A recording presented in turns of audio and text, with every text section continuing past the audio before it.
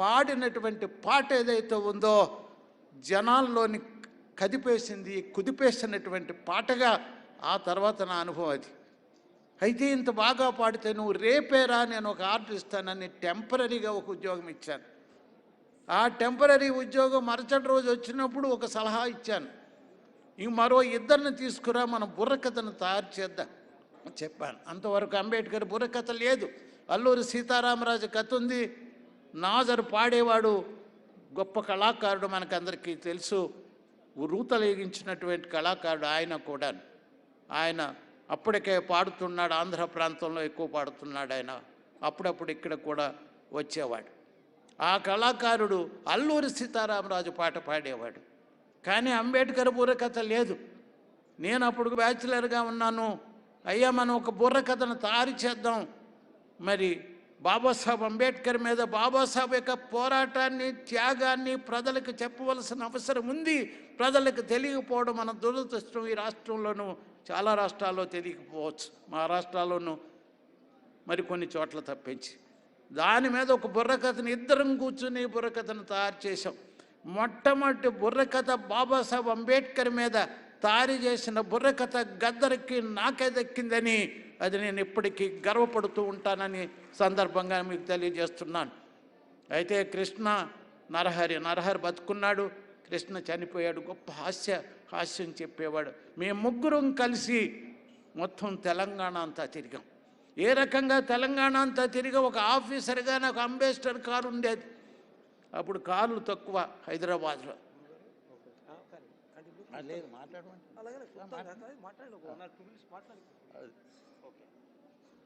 ఇంకా ఆయన రాలేదు కాబట్టి మాట్లాడుతున్నా. ముఖ్యమంత్రి గారు అయితే ఆ కారులో, ఆ అంబేద్కర్ గవర్నమెంట్ వాళ్ళు ఇచ్చినటువంటి అంబేద్కర్ కారులో రాష్ట్రమంతా తిరగడం మొదలుపెట్టాం.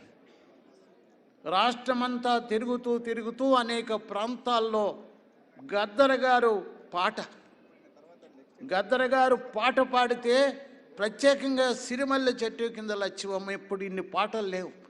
అది పాడుతుంటే ఆ గ్రామీణ ప్రజలు, కూర్చున్నటువంటి స్త్రీలు మరి ముఖ్యంగా మళ్ళీ పాడని ఆ పాటను పాడించుకునేవారు.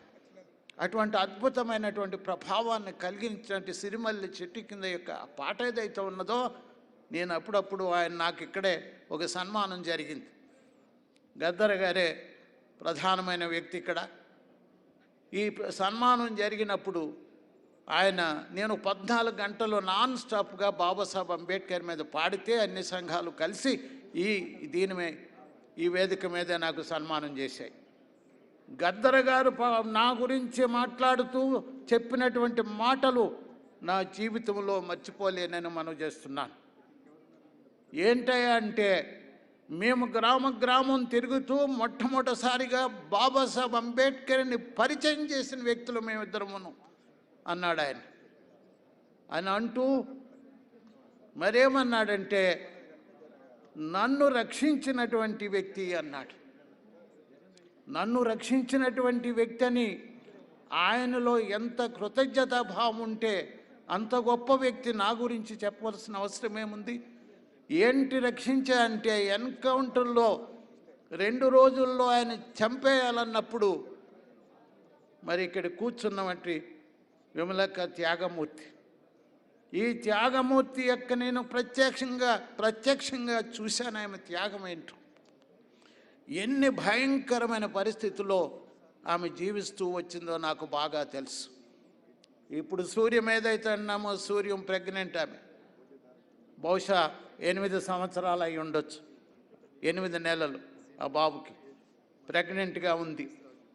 ఆమె వచ్చి మా ఇంటికి వచ్చింది. మా ఇల్లు తెలియదు ఆమెకి, ఎవరినో తీసుకుని మా ఇంటికి వచ్చి, అన్నా ఇలాగ అయిపోతుంది, మరి నాకు ఇన్ఫర్మేషన్ ఇచ్చారు, ఎన్కౌంటర్లో చంపేస్తారట, సెల్లో పెట్టారు. నక్సలైట్ సెల్ ఉండేది ఇక్కడే, మావీర్ హాస్పిటల్ పక్కన ఎక్కడో కాదు. ఆల్రెడీ 5గురిని చంపేశారు. 6వ వాడు ఈయన మాత్రం కొన్ని ప్రశ్నలకు జవాబు దొరకాలన్న ఉద్దేశంతో ఆయన ఎన్కౌంటర్ చేయకుండా ఆపారు. చివరికి ఏ ఇన్ఫర్మేషన్ ఆయన దగ్గర రావడం లేదన్న ఉద్దేశంతో ఒక్క రోజులో నువ్వు ఎన్కౌంటర్ అయిపోతున్నావు అని చెప్తే ఆమెకి ఇన్ఫర్మేషన్ ఇచ్చారు. విమలక్క వచ్చింది నా దగ్గరికి.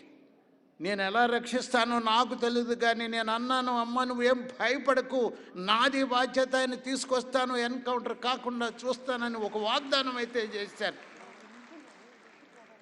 వాగ్దానం నెరవేర్చాలి. ఆ రాత్రే బయలుదేరాను. ఎవరు దీనికి ఇన్ఛార్జో నాకు కూడా తెలియదు, నక్సలైట్ సెల్కి. అనుకోకుండా ఆల్ఫ్రెడ్ గారు నాకు మంచి మిత్రుడు, ఆయన ఎస్సీ కన్వర్ట్. ఆయన దగ్గరికి ఇంటికి పోయాను. ఇంటికి పోయి అర్ధరాత్రి అప్పుడు పోవాల్సి వచ్చింది, ఎవరో ఒకరు ఉండేవారు కాబట్టి చెప్పాను. ఈయన ఎస్సీ కులానికి చెందినటువంటి వ్యక్తి, చాలా టాలెంటెడ్ పర్సను. ఈయన వ్యక్తిత్వం గతంలో నాతో కలిసి అంబేద్కర్ యొక్క బుర్రకథ ద్వారా బాబాసాహెబ్ అంబేద్కర్ సిద్ధాంతాన్ని, త్యాగాన్ని, పోరాటాన్ని చెప్పినటువంటి వ్యక్తి. ఈయన అవసరం సమాజానికి చాలా ఉంది, ఈయన రక్షించవలసిన బాధ్యత నా మీద ఉంది. మీరు దీన్ని ఎట్లాగైనా మీరు ఏం చేస్తారో నాకు తెలియదు, ఎన్కౌంటర్ కాకుండా చూడాలన్నాను. అయితే ఒక కోరిక ఉంది విమలక్క. నెక్స్ట్ డే ఏదైతే వస్తానో భోజనాన్ని తీసుకొచ్చి ఆయనకి ఇద్దాము, ఎలాగే ఎన్కౌంటర్ అయిపోతున్నాడు కదా అనుకుంది. భోజనం తీసుకొస్తాను, నన్ను తీసుకెళ్ళాలి అక్కడికి, అంది నక్సలైట్ సెల్కి. అప్పుడు ఎమర్జెన్సీ పీరియడ్, వెంగళరావు గారు ముఖ్యమంత్రి, అప్పటికే చాలామందిని చంపేసిన సంఘటన మనకందరికీ కూడా తెలుసు.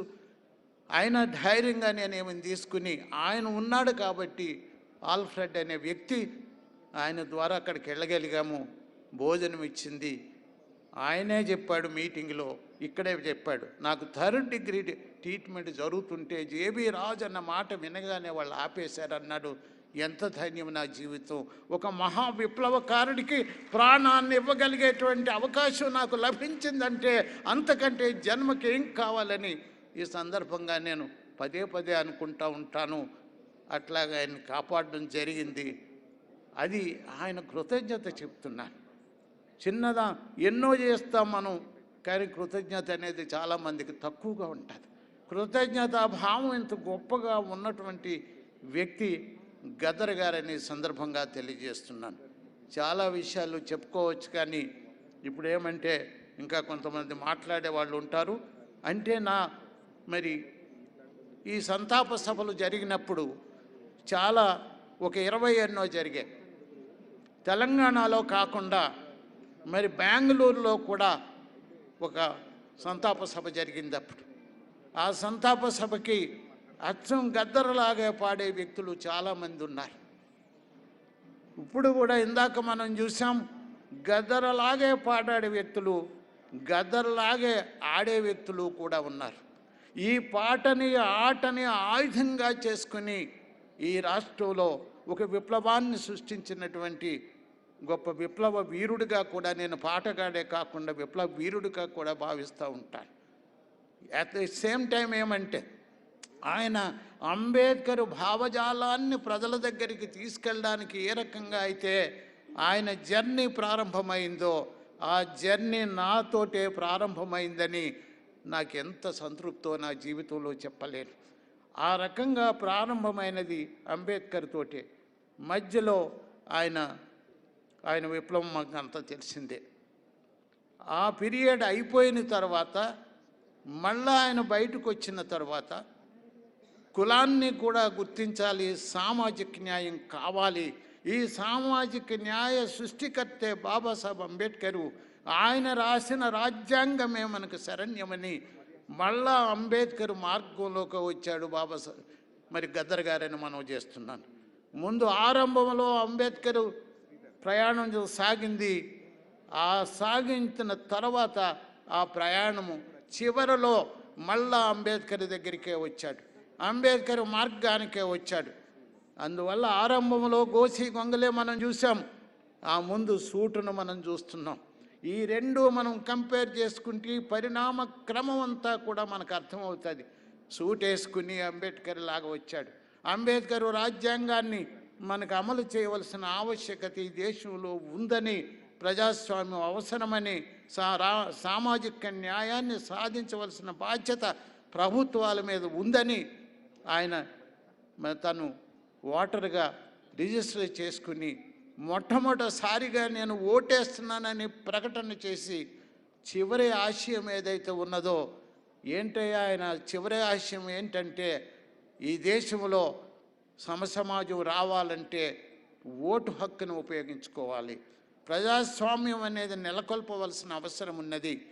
అందుకని ఆయన మరి ఎవరిని ముద్దాడాడంటే రాహుల్ గాంధీని ముద్దాడాడు.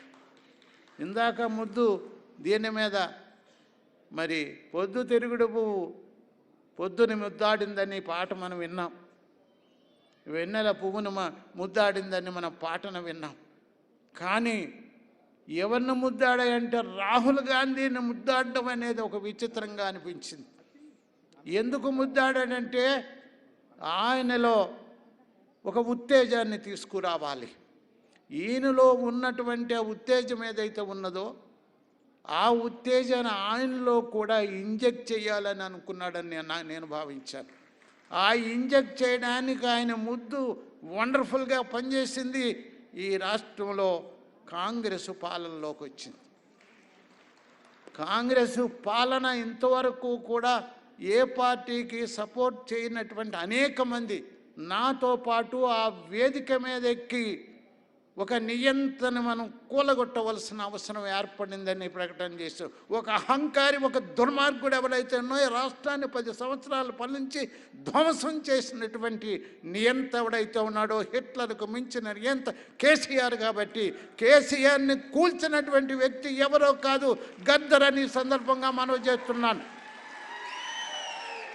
ఓ నియంత మా గద్దరు ప్రపంచ విఖ్యాత మరి ఒక వీరుడు, ఆయన పోరాట వీరుడైనటువంటి గద్దరుని ఇంటికి నిన్ను కలవడానికి వస్తే నీ ఇల్లు కాదు, నీ బాబు సొత్తు కాదు, ప్రభుత్వం డబ్బుతో నిర్మాణమైనటువంటి ప్రగతి భవన్లో నువ్వు కులుకుతూ గద్దరు వస్తే ఇంటర్వ్యూ కూడా ఇవ్వకుండా అక్కడే కూర్చుని 2 గంటలు నిలబెట్టావే, ఇంతకంటే దుర్మార్గం ఈ దేశంలో ఉంటుందా అని అనిపించింది.